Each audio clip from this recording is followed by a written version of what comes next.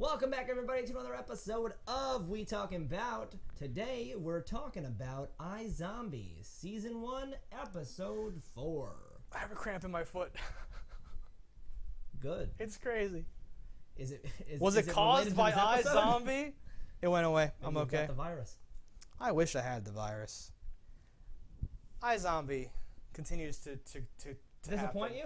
Continues to happen. This episode I felt was in the same vein as the last episode. I know. I was like, all right, that's not that good. And it beelined for bad. So after this episode was over, spoiler alert, I was like, fuck. Because last episode we said, okay, hey, one third of the episodes have been bad. That's still better than not, and we're still better than between at that point. Yeah, we're still doing all right. For some reason, the first two episodes, maybe I was just delusional, but for some reason, it's like we only saw the tip of the iceberg, and it turned out that everything below the iceberg was shitty. The shit runs much deeper than we saw from the surface. And fuck. So how did this episode start? Zombie man, who we now know is named Blaine, is with that older lady that he hit on in the first or second episode. Yeah. And her hair's not white was what I first noticed. But then they cut to a montage. Yeah, of them making uppins and of them. Yeah, he's professional because she's rich, so he has professional spray tanning, which just means he doesn't want to keep wearing the white makeup or whatever. So now he's bronzy. Yeah, because he didn't end up looking that bronze. He kind of just looked slightly less pale. I think he's just a pale person to begin with. And he did. They just took this is gonna be nitpicky and shitty festy because I'm upset with this. So yes, because they don't want her to have. They just clipped on the white hair for the one shot of the other episode, and now she just looks like she always looks, and he just looks like he always looks again. But they have professional spray tanning and whatever the fuck is happening. Something I thought was funny, and this is just to jump a little further into the episode. Yeah. At one point, you meet two of his henchmen, and the white guy is pale and white, but the black guy is just a black guy. And okay. I was like, I don't know, would you not get paler from being a zombie? Let's just run through all of the Blaine stuff. How do you feel about that? Let's go for Blaine. Because the case is a whole different level of disappointment. That's true. Or something like that. Blaine's stuff is actually probably the best parts of the episode. And they're not that good, so that's sad. I was going to say, I didn't think they were that good. By comparison to how bad her parts are. What happens? I think I left a part out. So Blaine... Oh, butcher shop. There we go. So his hideout is a butcher shop. There's a lady there. She's like a chef of the gods. I don't know what's going on. It's he turned her. Right, it's like a deli, right? She's a zombie, right? But she was sort of old anyway, so I guess her hair could have... I don't know what's going on. Yeah, hers could have already been gray. And he has... And she's... but she makes a comment hey, my spray tan always looks cheap and blah, he's blah, blah. I have a professional spray tannist and all that stuff. And he has henchmen, as you mentioned already. Yeah, you never knew before this, so they felt kind of out of place because they weren't introduced. It was I guess they're gym rats. They say a lot of things about lifting and stuff. They're still lifting? Does that make sense? It was a weird pain and gain. There's just two. I don't even know. He has I'm cheat losing. Days still and carbs. I don't know why. I don't know that he could gain any weight. So right. So they make a comment eventually where he's like, "How come Blaine had to scratch us, huh? And now we're stuck working for him. This is bullshit. We know and because they're gonna betray him or something." But up until that point, I was not sure. I'm like, "Are you zombies? Or are you just henchmen? What's going on?" No, there was nothing else about they them. mention, and I'm sure they had some sort of introduction scene that was cut.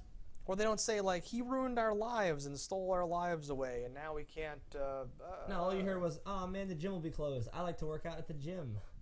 Okay, because so they are henchmen. They're big, and that's their character is that they are gym rats and they like to lift and are big, strong dudes. Their plan is to double cross him. They go to the girl he's sleeping with, probably not knowing that he's sleeping with her, and say "Hey, we'll cut you in for a cheaper deal if you buy from us."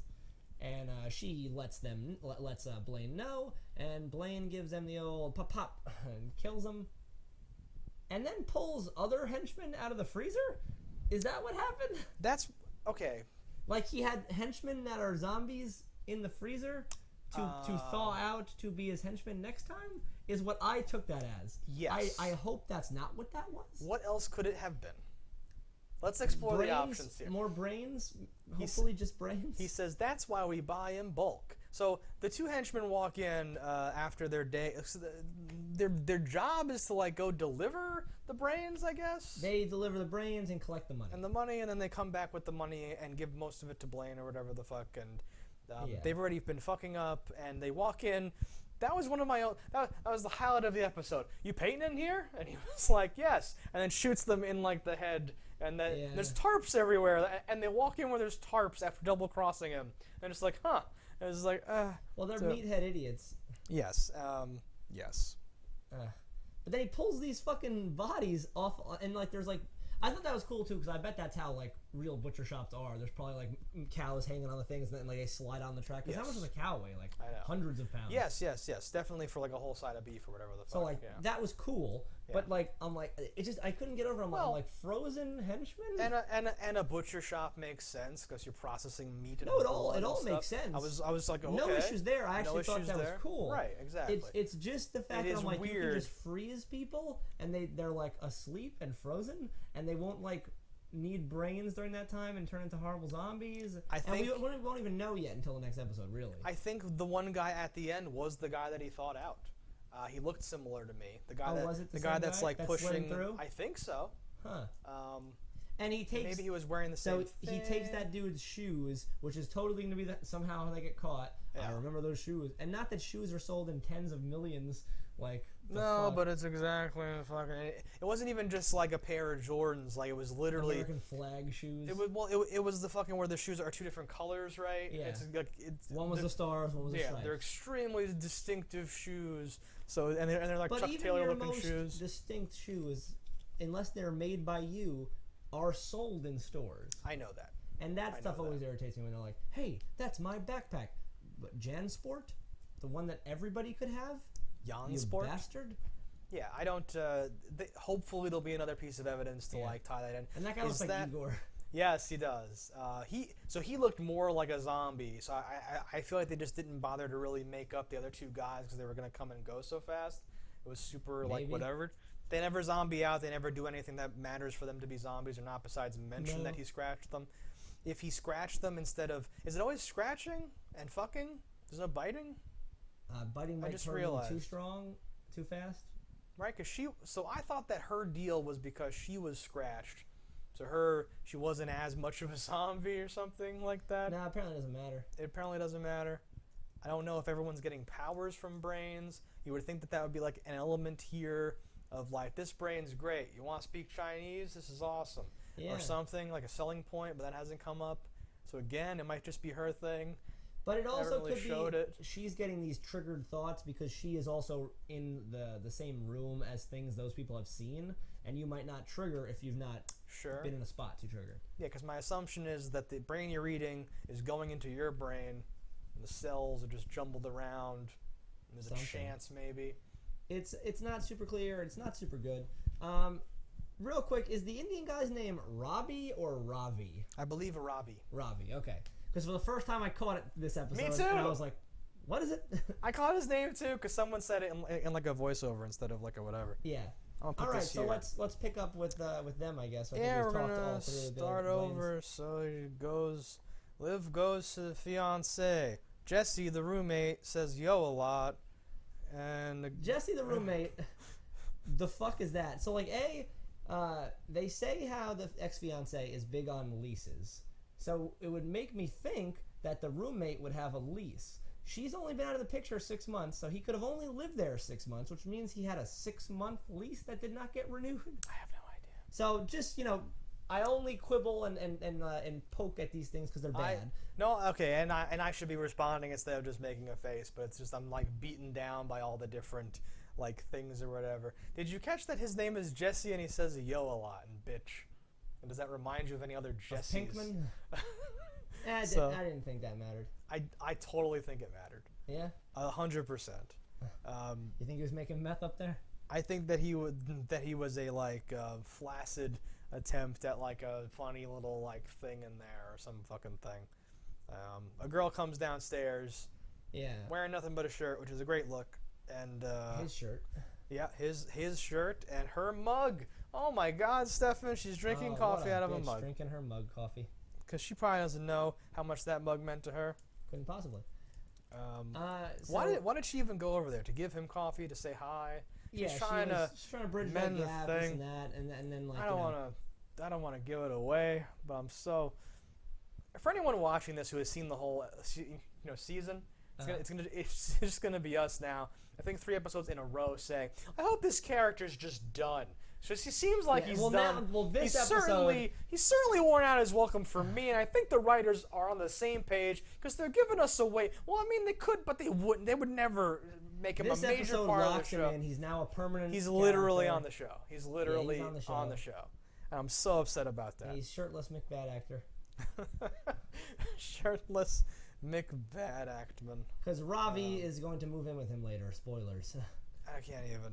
There's not even like a through line to do stuff. She plants the seed saying like, "Oh, you need an apartment. You should move in with him," because she doesn't want this girl moving in with him because he can't afford the rent. Which she says out loud, "I was supposed to be living here by now. I feel bad." Blah, and blah, paying blah, half the rent. Yeah. So the ex roommate moves in because he moves out because he's too loud. And then the first conversation with Ravi, you think, is like him knocking away that idea. It's like, "Oh, I like my music loud," or whatever the fuck he says. He's trying to blow him off. He's trying to be like, "Fuck off," or whatever. And then, bam, they become besties. All right, so we should say the brain in this episode has, part of its effects have made her now nervous and kind of paranoid or whatever for some reason. She had it was a snitches. So it's fucking yes. So and she learns kung fu also. So we can't even. It's all getting so jumbled. It's not a good episode. It's like actually a bad episode. It was a really bad episode. It was a really bad episode, and I'm so upset by this. There's some slight mistrust between her and the cop because she has a flash forward or backward I guess it is, and thinks that he might be dirty. Yes, let's just the John Doe is a gangland Asian man who's got missing fingers and molars to make him harder to identify. The cop walks in. She's already eaten some of the brain. The cop, Clive is his name, walks in and says, "That's Sammy." Like he knows the guy or whatever the fuck. And she sees the vision of him being like, "Shouldn't have done that, Ray." And he's like beating some guy. And he says, "You want some too, Sammy?" Like to his thing. Yeah. And she's like, "Oh, he's a dirty cop. Oh my God, this 5'3" dude that runs around and wants a psychic sidekick is a dirty cop." Which I think had to be an afterthought. This whole him being in like undercover. Used to be in Vice undercover or whatever. Because it appeared from the first episode this is like his first day. Like he's new and no one trusts him as a cop. He's not some like whatever. Right, and maybe he was just a bad Vice cop and that's why they treat him that way. But it didn't strike me as this was real. No, they call him the new guy and he's new to homicide, I guess. But he didn't leave. Like nobody wanted to work with him because he was like too good at the undercover shit or whatever. Yeah. And I don't think you maybe you do. You can't. You can't work homicide in the same city you were undercover in for Vice, right? Probably not. Doesn't make any sense. But that's maybe nitpicking, I guess. Being in the same state doesn't make sense. No, right? Because odds are a homicide investigator could be somewhere there are homicides, which Vice could probably be involved in. Well, and not even just because like the gang that probably knows now and wants to kill you is like in that town or city, and you're just driving around all the time. No, that's terrible. I don't know. Liv gets nervous. And Clive mentions he got suspended before, or someone says something like that. Yeah. They end up at a video store, so they're investigating the crime, but she doesn't want to like help him, and she's all nervous and shit. So she has to go investigate with Ravi now to like find, like figure it out. Because not only is she gonna like solve the murder of like the fake yakuza, she's also gonna make sure that this dirty cop is fucking. So they go to a video store owned by the Blue Cobras. Yes, very clearly displayed. The Blue Cobras, the fake yakuza. Yeah, like in their like adult section, there's a giant blue cobra on their arms. Blue cobras. And that's the tattoo that they highlighted in the morgue. And it's clearly visible from the guy, right? There was Of course. Okay. So they're at a video store that I swear I saw VHSs in. And in the dialogue later, they call it like a DVD store or something like that, or a DVD shop or whatever. But I think in like the first pan through, I saw some VHS footage, which I thought was hilarious, given what year it is. There's a vision where someone's putting wasabi in someone's eyes, which is either... we had to make him talk. which is, I think, racist. I don't know if that ever happens in real life. Well, like, are you just carrying wasabi? They're in a video store. They're not in the back room of like a restaurant. They're not in a restaurant, and it doesn't make any sense for you to have wasabi. I don't know if they're trying to say that all like Asian people carry around wasabi. They excrete it from their fingers. Because it's got chopsticks and wasabi, I think, which is like, I don't know. This show's taking a twist. I don't know what that's about. She goes to plant a tracking device on a car at one point and gets seen by AJ, the head gang leader's man, and like goes to run away because she's nervous and flips over like a homeless man or something and springboards up and does like some weird quick kung fu bits, and she's like, I know kung fu, which I'm like, okay, you know kung fu now, all right, that's fine, but is there anything else between that and her using the kung fu? What else happens? Nothing that has to be talked about at this point. So I know kung fu. He and does like katas in the street or whatever the fuck, and says and again, just because I see references everywhere, I think this is from the Matrix, right? I know kung fu, right? And she's like, I know kung fu, and she says it weird, and like you were gonna continue though? I'm sorry. So flash forward now to she goes to the guy, her cop partner. She tells him what she knows, that she's been looking into him. She thought this, she thought that. She knows that the bad guys know that the guy was undercover and this and that, and he goes and he busts them. You don't see that shit Well, because happen. he says, oh shit, they made it, they clocked him. Fuck, I gotta go. Yeah, whatever, right. So he goes, he catches everyone except for AJ, and like at this moment that AJ's at her house because she's not used her kung fu yet. And you would not learn kung fu and make it very point of saying I know kung fu and not use kung fu in the episode. So you can't like fake that the episode's over. Exactly. Without her using like the second or third thing, right? So AJ's in her house. He thinks she's a cop. Blah blah blah blah. You don't really like Asian guys, do you? And they start to fight. I kind of like the guy who played that guy. I didn't hate him. His thing of, I heard you're looking for Ray, and you like Asian guys. And she's like, oh, fuck. He's like, I like white girls. His weird, thing. Really white. Yeah, I was like, yeah, and you're really white or something. And I was like, okay, he's intimidating me. He knows Kung Fu, too. So they get into a fight. Now, let's just assume they both know Kung Fu. Sure. Potentially, AJ knows better Kung Fu because he's the boss. He probably would have had to fight his way to the top. It's a gang. Maybe, yeah. Maybe he doesn't. Either way, he's an imposing large man. Yep.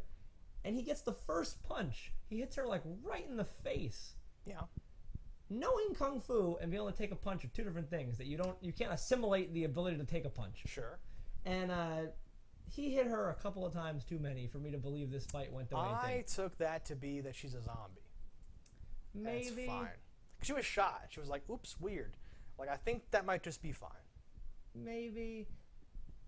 But she didn't zombie out. I think when she was shot, zombied out towards the end. Yes, right. but when she was shot, she immediately zombied out. I think death blow from a kung fu punch master would actually be enough should to zombie do that. her out immediately.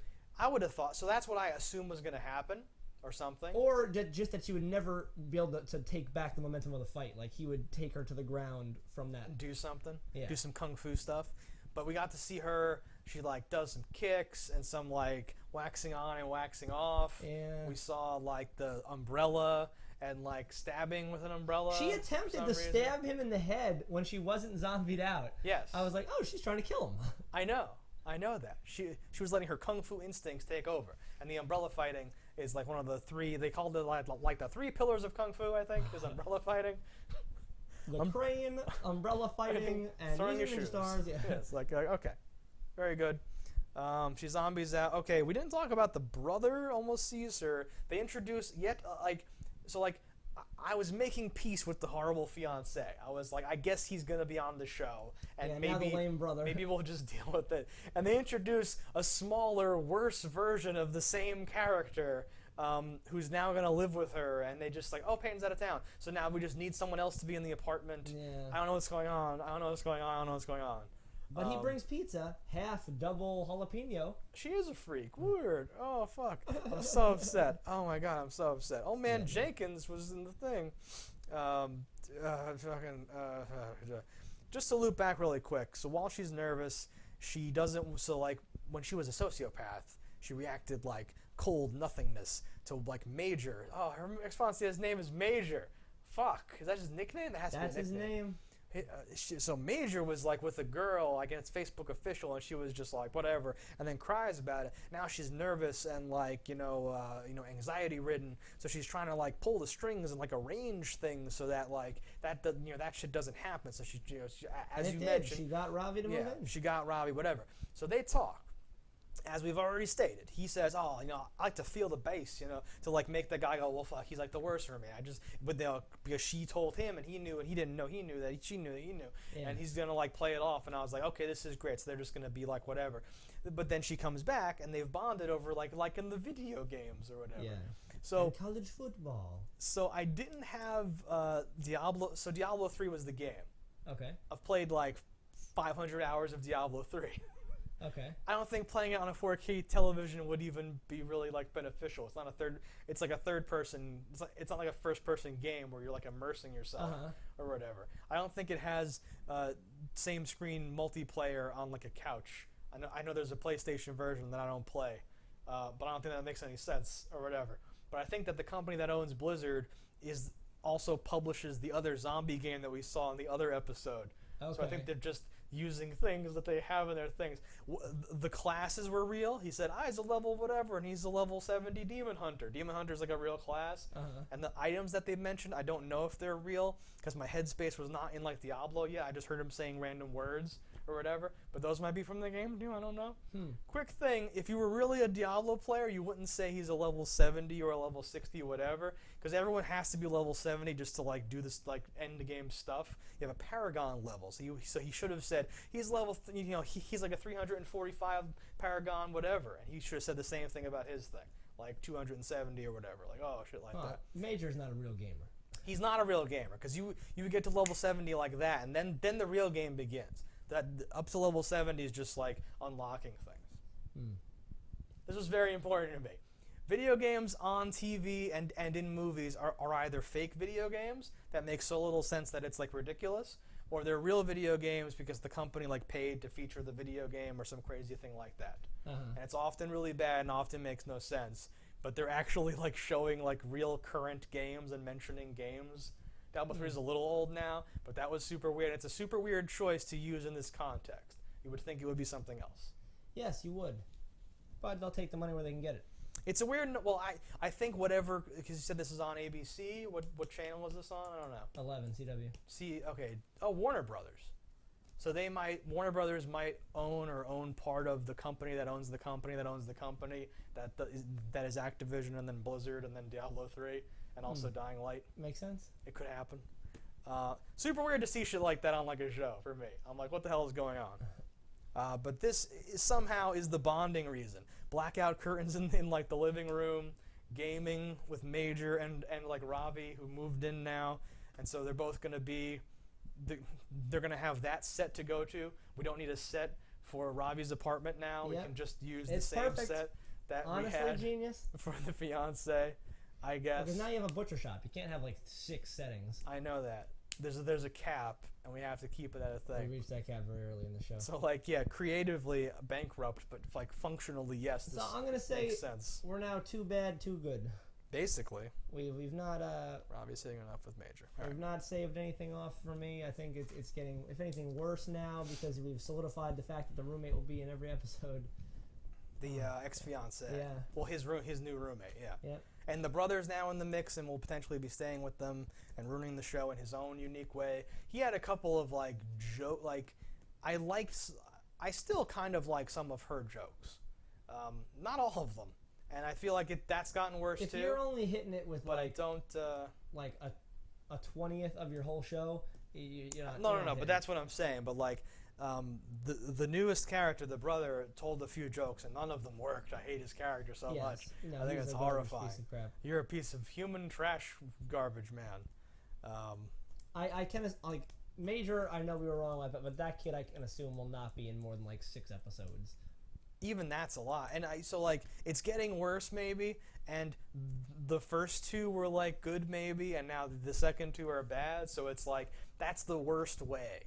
Like if the pilot had been bad, like kind of felt like usually a pilot. Pilots are bad. That's what I mean. And like usually like after the pilot, they like get their money and then they figure out, let's get rid of this fucking horrible character, and let's like shift the show. We were not blown away by the pilot, either, though, so this is really just a well, no, that's what I'm saying. down. It's like, had the first one been like kind of bad, second one was good. You know, maybe we introduce Blaine or something happens, Zombie Man. Then there's a dip, and now we got a good one because the case was really cool or whatever, and maybe this part's forgettable. Then I'd be more optimistic. But the fact that we were like, you know, 6 out of 10, 6 out of 10. Now we're like 3 and 4 out of 10 or something. It's like, oh fuck, what if this is just the dip and we're just like, we're just trapped. Well, we'll see what next week brings on episode 5 of iZombie. Until next time, guys, don't die in a fire.